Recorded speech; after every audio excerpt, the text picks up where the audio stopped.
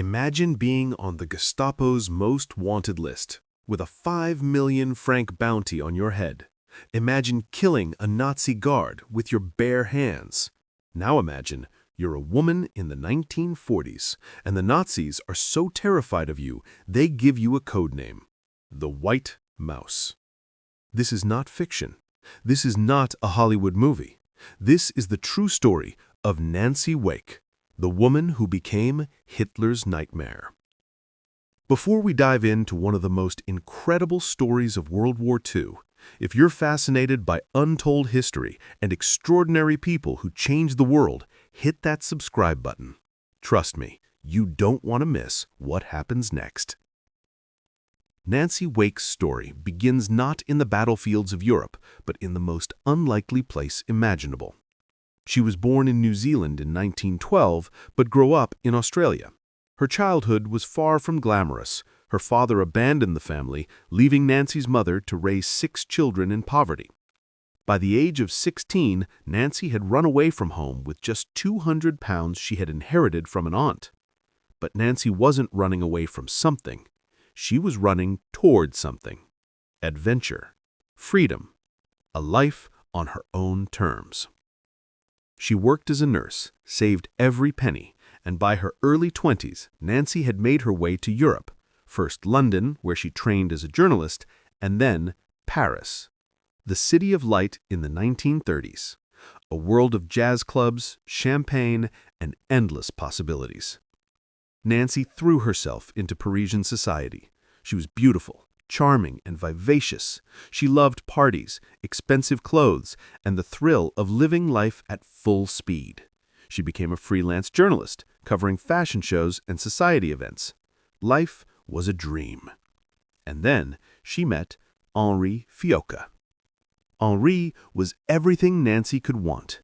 Wealthy, handsome, sophisticated, he owned a string of businesses in Marseille and was absolutely captivated by this bold Australian woman who could light up any room she walked into.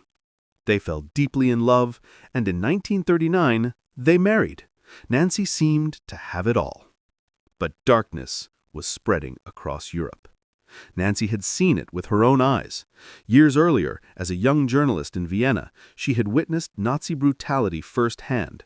She saw Jewish people being beaten in the streets. She saw families torn apart. She saw the sadistic pleasure in the eyes of the Nazis as they humiliated and tortured innocent people. Something changed in Nancy that day. Something hardened. The glamorous party girl who loved champagne and dancing had discovered something more important than pleasure: purpose. When Germany invaded France in 1940, Nancy didn't run, she didn't retreat to safety. Instead, she made the decision that would change her life. At first, Nancy's resistance work seemed almost mundane. She used her husband Henri's wealth and connections to help the French resistance. She drove ambulances, she delivered messages, she helped smuggle food and supplies. But Nancy was made for more than support roles. By 1940, the Nazis had occupied France and the Gestapo was everywhere. Anyone caught helping the resistance faced torture and execution. But Nancy had something the Gestapo couldn't easily track: her charm and her appearance. She looked like exactly what she had been: a wealthy socialite who loved parties and expensive clothes.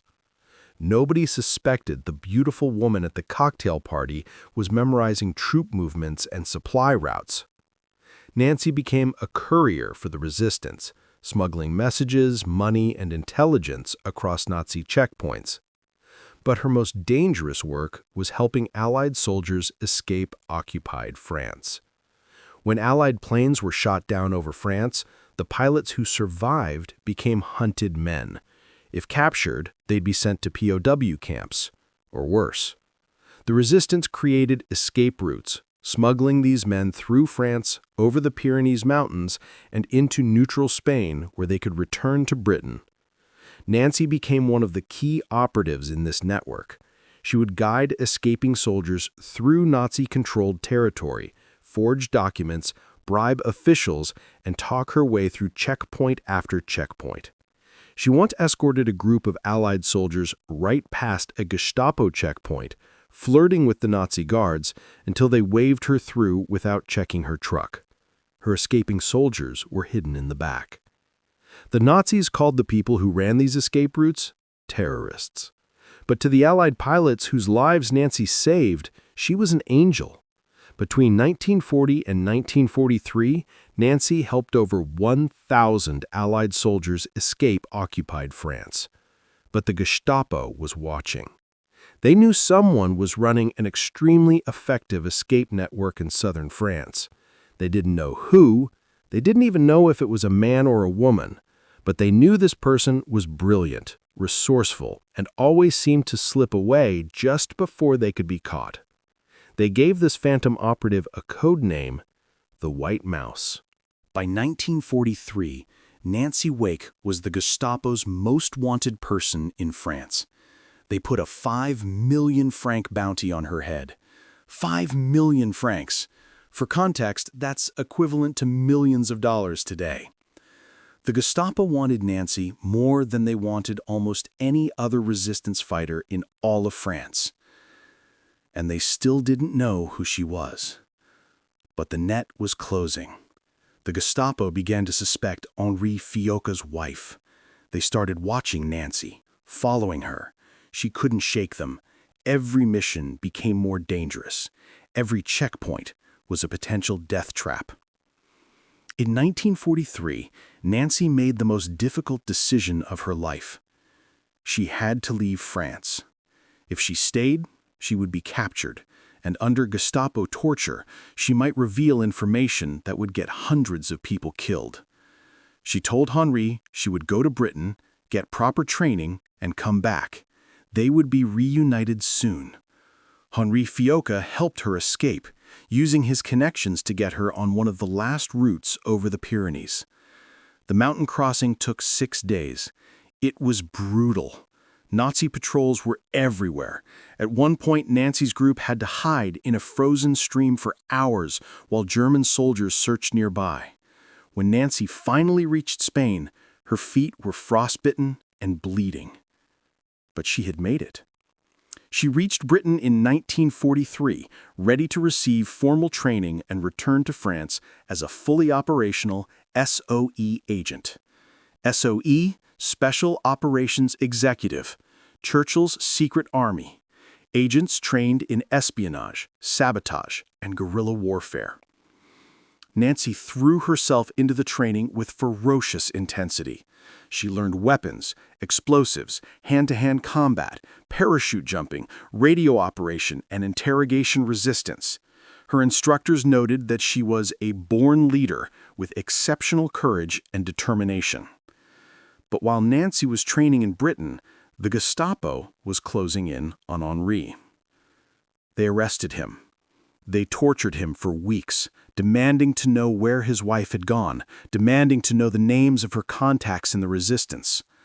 Henri Fiocca, the gentle, sophisticated businessman who had fallen in love with a bold Australian girl, refused to talk.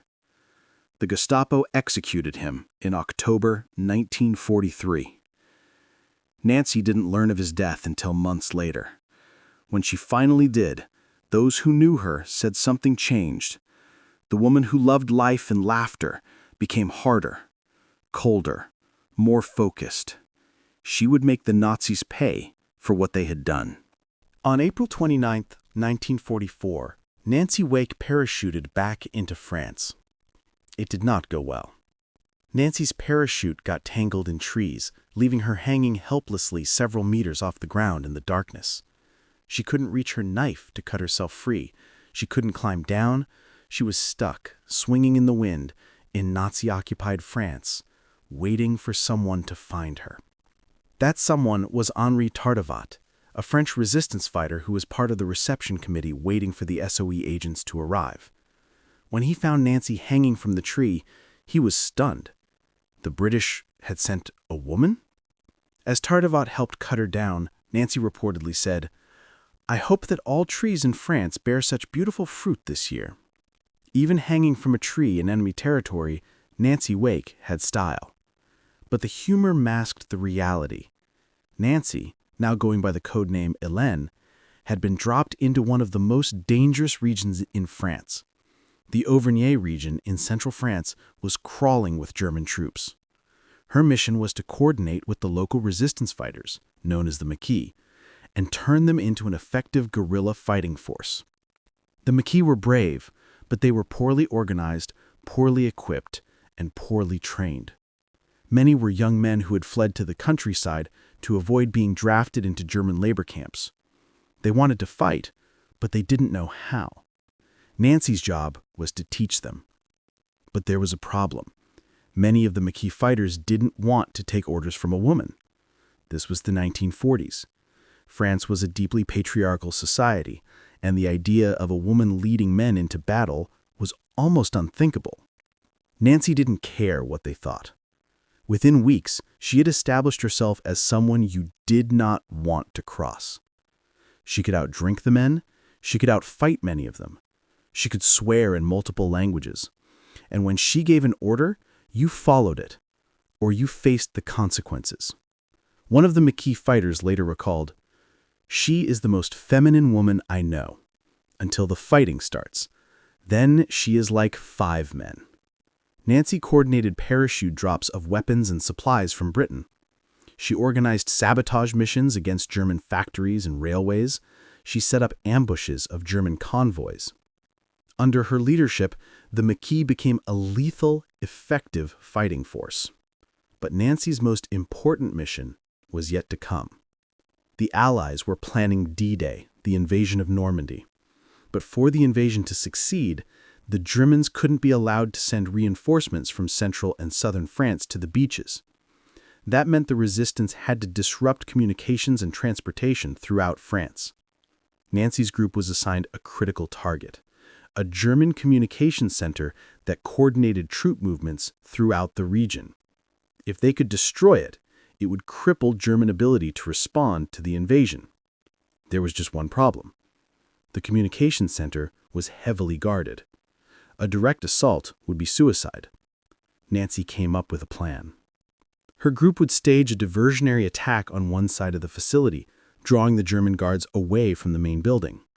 While the Germans were focused on the diversion, a small team would sneak in from the other side and plant explosives. It was risky. If the timing was off, if the Germans saw through the diversion, Nancy's team would be caught in the open and slaughtered. But it worked. The explosives detonated, destroying the communications center in a massive fireball. The Germans lost coordination across the entire region for days. When D-Day came on June 6, 1944, German forces in central France were confused, disorganized, and unable to effectively reinforce the beach defenses. Nancy's mission had succeeded. But success came with a cost. The Germans were furious. They launched a massive manhunt for the resistance fighters responsible. They burned villages suspected of harboring resistance fighters. They executed civilians. They were determined to crush the Maquis once and for all. Nancy and her fighters had to keep moving, staying one step ahead of German patrols. They slept in forests, in barns, in caves. They fought running battles with German troops.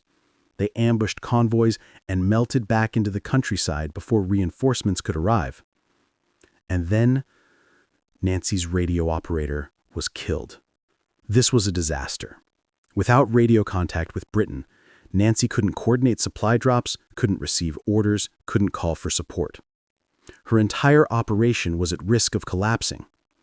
Someone had to get to the nearest functioning radio, which was in a different region, over 200 kilometers away. Someone had to make the journey through Nazi-occupied territory, past checkpoints and patrols, carrying information that would get them executed if they were caught. Nancy volunteered to go herself. What happened next became legendary.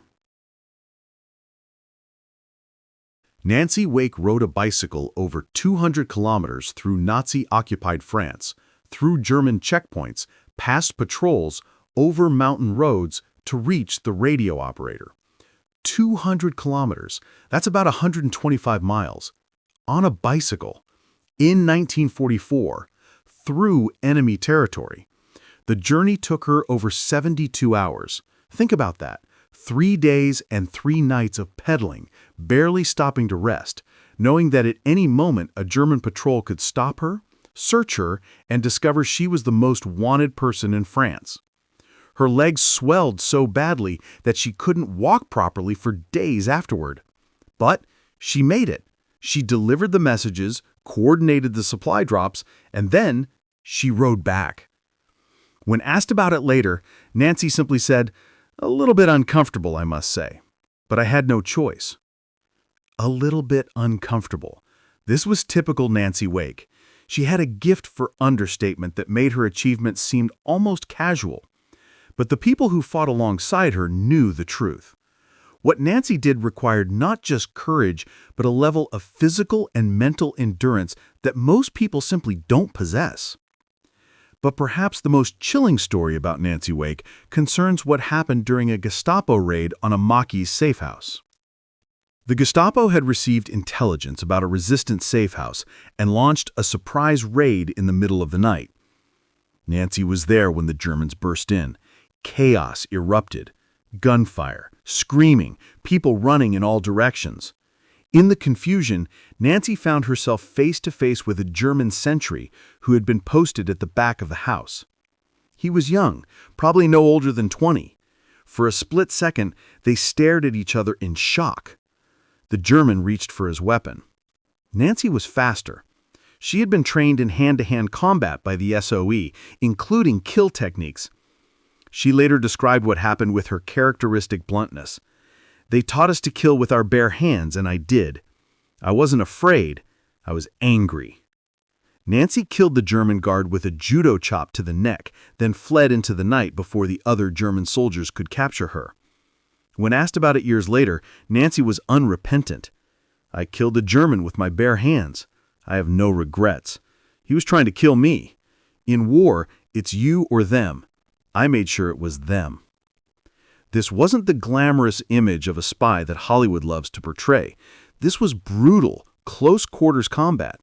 This was survival, and Nancy Wake was willing to do whatever it took to survive and to win. As the summer of 1944 progressed, the tide of war turned. The Allies broke out from Normandy. They swept across France. The Germans, caught between the Allied armies advancing from the west and the north and the resistance uprising behind their lines, began to collapse. Nancy's Maquis fighters came out of hiding. They engaged German forces in open combat now, ambushing retreating columns, capturing prisoners, liberating towns. Nancy led from the front, riding in the lead vehicle, machine gun ready. In one engagement, Nancy's group killed over 1,400 German soldiers while suffering minimal casualties themselves. They captured German officers, seized weapons and vehicles, and effectively paralyzed German operations in their region. By September 1944, France was liberated. Nancy Wake had survived. But liberation brought a new kind of pain. That's when Nancy finally learned the truth about Henri. The Gestapo had tortured and killed him. The man who had loved her, who had supported her work with the resistance, who had helped her escape France, had died because of his loyalty to her. Those who knew Nancy said she never really recovered from Henri's death. She blamed herself. She believed that if she had never married him, if she had never involved him in the resistance, he would still be alive. For the rest of her life, Nancy refused to talk about Henri in interviews. When journalists asked, she would change the subject or walk away. The wounds were too deep. But in 1944, there was no time to grieve. The war wasn't over. Germany was still fighting, and Nancy wanted to return to combat. When World War II ended in 1945, Nancy Wake was one of the most decorated servicewomen of the entire war. Britain awarded her the George Medal, one of the highest civilian decorations for bravery. The United States gave her the Medal of Freedom. France, the country she had fought so hard to liberate, awarded her the Médaille de la Résistance, the Croix de Guerre 3 times, and made her a Chevalier of the Legion of Honor. Nancy had medals from 3 different countries, recognizing her courage and her sacrifices. But recognition didn't heal the wounds. After the war, Nancy struggled to find her place in peacetime. She tried to return to journalism, but editors weren't interested in hiring a woman who wanted to write about war and politics. She tried to settle down, but civilian life felt suffocating after years of combat and constant danger.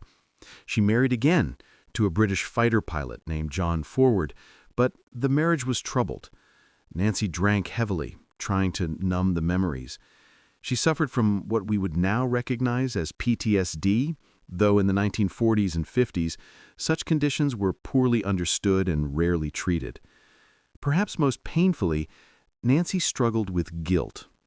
She felt responsible for Henri's death. She wondered if the people she had killed, even the German soldiers, had families who mourned them. She questioned whether the violence had been necessary, even though logically she knew it had been. For decades, Nancy Wake lived in relative obscurity. The stories of World War II focused on generals and soldiers, on D-Day and the big battles. The secret war, the war of the SOE agents and the resistance fighters, was largely forgotten. But in the 1980s, historians began to uncover the full story of the SOE and its agents. Nancy's name started appearing in books and documentaries. Slowly, the world learned about the woman who had been the Gestapo's most wanted person, who had killed a Nazi with her bare hands, who had ridden 200 kilometers on a bicycle to save her operation. Nancy was initially reluctant to embrace her fame. She gave interviews, but she was blunt and often uncomfortable with the attention. She particularly disliked being called a hero. "I didn't do anything special," she would say. "I just did what needed to be done. Anyone would have done the same." But of course, not anyone would have done the same. That's what made Nancy Wake extraordinary. She had a choice. She could have stayed safe. She could have used her wealth and her charm to sit out the war in comfort. Instead, she chose to fight, knowing that every day might be her last. In her later years, Nancy returned to Australia, but she never really felt at home there either. She eventually moved back to Britain, settling in a retirement home for veterans. She lived there quietly, occasionally giving interviews, but mostly just existing. Friends said that Nancy seemed tired. Not physically tired, though at her age that was understandable, but tired of carrying the weight of her memories. Tired of being the only one left who remembered Henri and the friends who had died in the resistance. Nancy Wake died on August 7, 2011, at the age of 98. She had outlived almost everyone from her wartime days. She had outlived her enemies, her friends, and her husband. In the end, she died peacefully, in her sleep, in London. True to her wishes, her ashes were scattered in the hills of the French region where she had fought with the Maquis. She wanted to be returned to the place where she had felt most alive, most purposeful, most herself. The French government held a memorial service. Veterans who had fought with her in the resistance, now elderly themselves, attended. They told stories about Hélène, the fearless woman who had led them into battle, who had never asked them to do anything she wouldn't do herself, who had saved their lives more times than they could count. One veteran, tears streaming down his weathered face, said simply, "She was the bravest person I ever knew. Man or woman, it didn't matter. She was the bravest." And perhaps that's the most fitting tribute to Nancy Wake. Not the medals, not the books, not the documentaries, but the memories of the people who fought alongside her, who saw her courage firsthand, who owed their lives to her bravery and her brilliance. So, What can we learn from Nancy Wake's incredible life? First, courage isn't the absence of fear. Nancy was afraid many times. She talked about being terrified during parachute jumps, about the stomach-churning anxiety of passing through German checkpoints, about the nightmares that haunted her for decades after the war. Courage is choosing to act despite fear. It's doing what needs to be done even when every instinct screams at you to run and hide. Second, your background doesn't determine your destiny. Nancy grew up poor, abandoned by her father, with no particular advantages or privileges. By conventional standards, she should have lived a quiet, unremarkable life. Instead, she became one of the most remarkable people of the 20th century. She created her own destiny through sheer force of will and determination. Third, heroism often comes with a cost. Nancy's story has been told as an adventure, and in many ways it was. But it also destroyed her marriage to Henri, left her with psychological scars that never fully healed, and forced her to live with memories of violence that haunted her for the rest of her life. We celebrate heroes, but we often forget that heroism requires sacrifice. Nancy paid a price for her courage, and she paid it for the rest of her life. Fourth, gender is not destiny. In the 1940s, women were expected to be wives and mothers, to stay home and let the men do the fighting. Nancy rejected that completely. She proved that courage, leadership, and tactical brilliance have nothing to do with gender. She commanded men in combat. She killed enemy soldiers. She rode 200 kilometers on a bicycle when a man couldn't have done it better. She earned the respect of hardened fighters through her actions, not through appealing to chivalry or femininity. Nancy Wake opened doors for all the women who came after her, who served in special forces, who led troops in combat, who refused to accept that their gender limited what they could achieve. Finally, Nancy's story reminds us that history is made by individuals who choose to stand up when standing up is dangerous. The Nazis conquered France. They seemed unstoppable. Millions of people simply tried to survive, to keep their heads down and wait for the war to end. Nancy chose to fight back.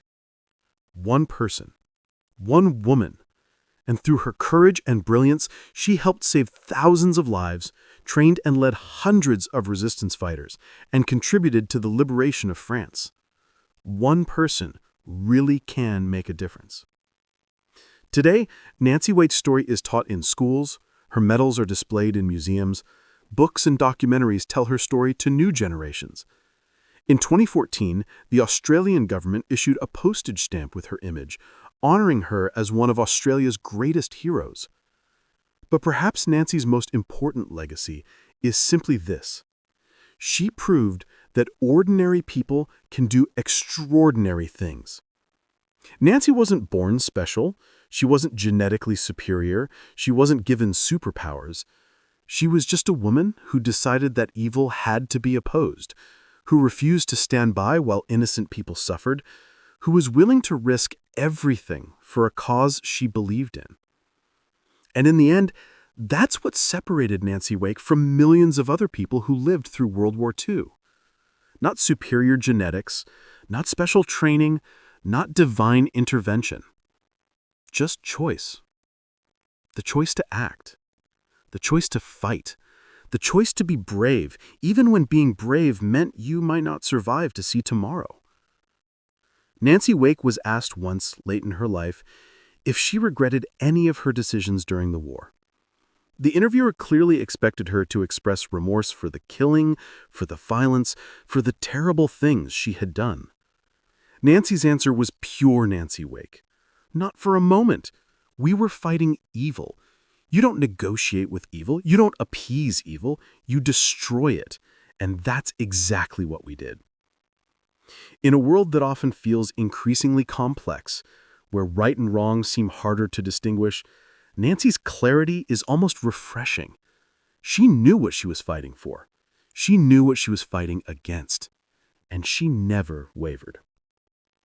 If you found Nancy Wake's story as incredible as I did, please hit that like button and subscribe to this channel. We're dedicated to bringing you the untold stories of history's most fascinating people, the heroes who changed the world but whose names have been forgotten. And if you know someone who needs to hear Nancy Wake's story, someone who needs to be reminded that courage and determination can overcome any obstacle, share this video with them. Nancy Wake's story isn't just history, it's inspiration. It's a reminder that each of us has the capacity for courage, the capacity for sacrifice, the capacity to stand up and make a difference when the world needs us most. Nancy Wake was many things: a socialite, a journalist, a wife, a soldier, a spy, a hero. But most of all, she was a woman who refused to accept the world as it was and who fought with everything she had to make it better. And in the end, isn't that the best legacy anyone could leave behind? This was the story of Nancy Wake, the White Mouse, the woman who terrified the Gestapo, the most decorated servicewoman of World War II. Thank you for watching. And remember, courage is contagious. Pass it on.